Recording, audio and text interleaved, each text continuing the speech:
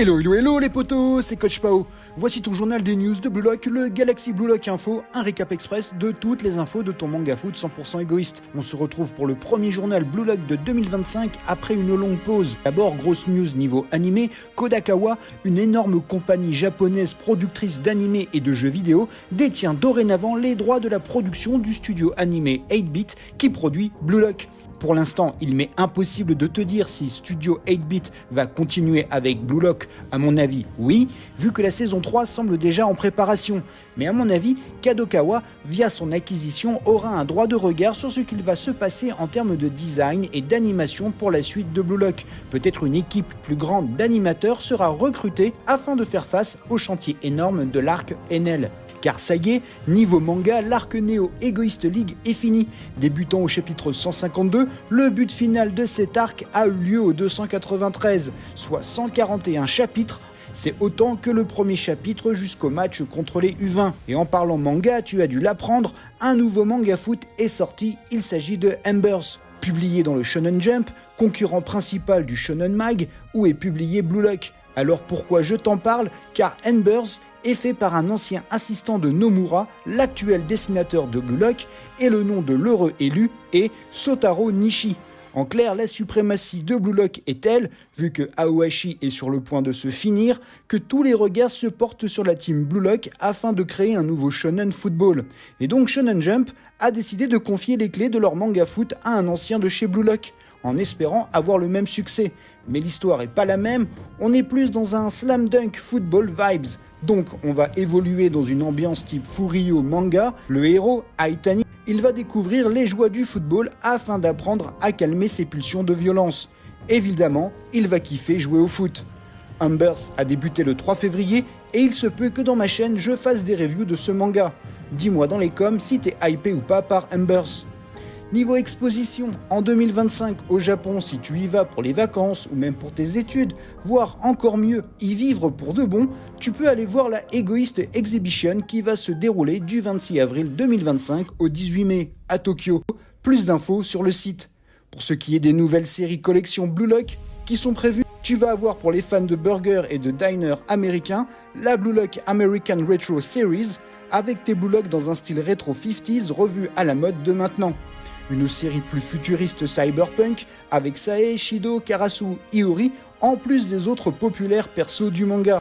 Puis la série Blue Lock The Stage of Sweet Temptation dans un pop-up store de Tokyo, Jigo Main Store, à partir du 20 mars 2025. Les Blue Lock deviennent des pâtissiers.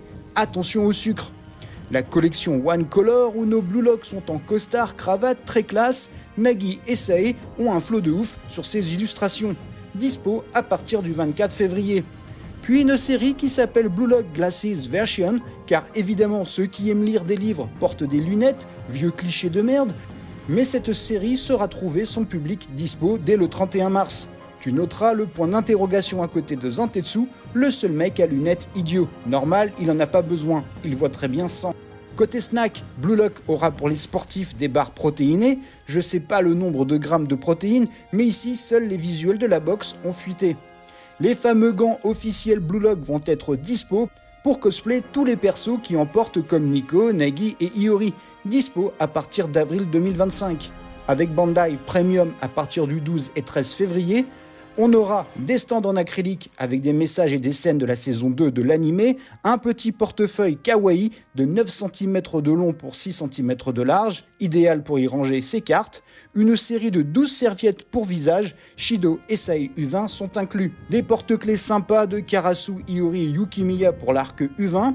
Avec le distributeur Annick, on aura des porte-clés stickers et illustrations toujours portés dans un style coloré et pastel qui trouvera son public sans problème. Et enfin, le merchandising bien sympa, le célèbre jeu Uno, aura son édition Blue Lock. Ça annonce des parties bien égoïstes avec Uno. Pour les figurines en juillet 2025, des figurines d'un genre nouveau vont débarquer, les Blue Lock en costard cravate avec des poses similaires aux collections et séries déjà vues. Rin, Isagi, Reo et Nagi sont les premiers de cette collection. On va avoir aussi des nouveaux Nendoroid où Nagi, Isagi et Rin seront au choix soit en habit de tous les jours ou tu pourras opter pour une autre figurine de ces trois-là avec une nouvelle pose lors du match U20, dispo en septembre 2025, fournie avec des accessoires. 3 nouvelles figurines Ichiban Kuji, Rin, Sae et Shido en survêtement d'avant-match lors de l'arc U20. Et pour finir ce journal des news de Blue Lock, on a eu la confirmation que le live theater Blue Lock continue de plaire au Japon car il y aura le Stage 4 avec l'arc U20 de proposer. Hâte de voir la suite pour la Neo Egoist League et qui fera Kaiser.